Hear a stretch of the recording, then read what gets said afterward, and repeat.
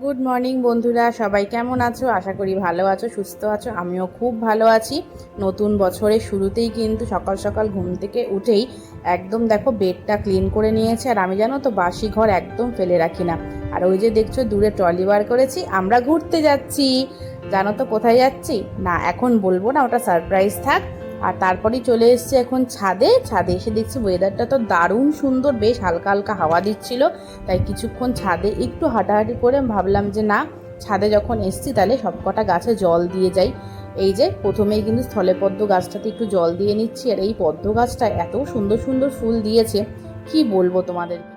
তারপরে এখন প্রত্যেক কটা গাছে অল্প করে একটু একটু জল দিয়ে দিচ্ছি।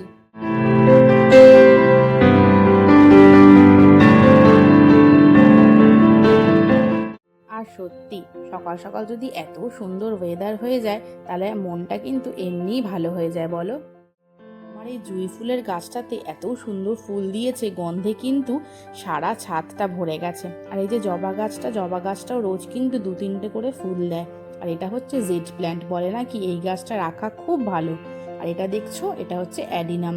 অনেক দিন হলো গাছটা এনেছিলাম কিন্তু ফুল হচ্ছিল না। অ্যাটলিস্ট ফুলটা হয়েছে, আর ফুলটাও কিন্তু দেখতে অসাধারণ। তারপর নিচে এসে দেখছি মা সবজি কাকুর কাছ থেকে কিছু সবজি কিনেছে। তাহলে চলো এগুলো নিয়ে ওপরে যাই, সকালের বাকি কাজগুলো করি। আর পরে মিনি ব্লগ দেখার জন্য কিন্তু অবশ্যই আমার চ্যানেলটা সাবস্ক্রাইব করে পাশে থেকো বন্ধুরা। চলো টাটা।